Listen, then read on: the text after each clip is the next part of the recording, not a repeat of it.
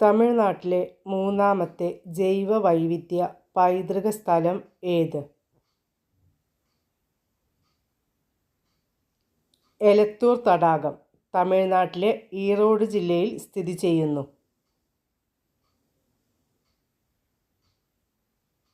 2025 സെപ്റ്റംബറിൽ ഇന്ത്യയുടെ പുതിയ കൺട്രോളർ ജനറൽ ഓഫ് അക്കൗണ്ട്സ് ആയി നിയമിതയായത് ആര്?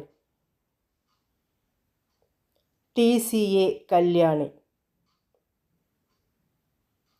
ഇന്ത്യയുടെ കാർഷിക ഭക്ഷ്യ കയറ്റുമതി വർദ്ധിപ്പിക്കുന്നതിനായി കാർഷിക സംസ്കരിച്ച ഭക്ഷ്യ ഉൽപ്പന്ന കയറ്റുമതി വികസന അതോറിറ്റി ആരംഭിച്ച സംരംഭം ഏത്? ഭാരതി.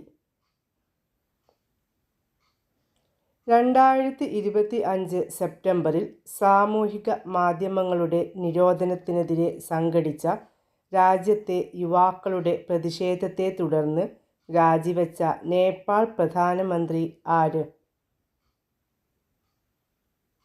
KP ശർമ്മ ഒലി. 2025 സെപ്റ്റംബറിൽ ഔദ്യോഗിക സന്ദർശനത്തിനായി ഇന്ത്യയിൽ എത്തിയ സിംഗപ്പൂർ പ്രധാനമന്ത്രി ആര്? Lawrence Wong. തെരുവു കച്ചവടക്കാർക്ക് താങ്ങാനാവുന്ന വായ്പകൾ നൽകുന്നതിനായി ഭവന നഗരകാര്യ മന്ത്രാലയത്തിൻ്റെ മൈക്രോ ക്രെഡിറ്റ് പദ്ധതി ഏത്? PM സ്ട്രീറ്റ് വെൻഡേഴ്സ് ആത്മനിർഭർ നിധി അഥവാ PM സ്വനിധി. നാനോ ബനാന എന്ന AI ഫോട്ടോ എഡിറ്റിംഗ് ടൂൾ പുറത്തിറക്കിയ കമ്പനി ഏത്? ഗൂഗിൾ.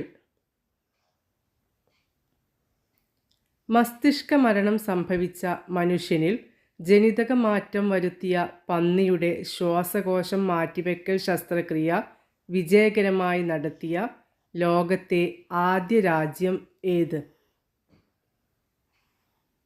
ചൈന. 2025 സെപ്റ്റംബറിൽ സാമൂഹിക മാധ്യമങ്ങളുടെ നിരോധനത്തിനെതിരെ സംഘടിച്ച രാജ്യത്തെ യുവാക്കളുടെ പ്രതിഷേധത്തെ തുടർന്ന് രാജിവെച്ച നേപ്പാൾ രാഷ്ട്രപതി ആര്? രാംചന്ദ്ര പൗഡേൽ. 2025 രമൺ മാഗ്സസെ പുരസ്കാരം ലഭിച്ച ഇന്ത്യൻ സംഘടന ഏത്? Educate girls globally.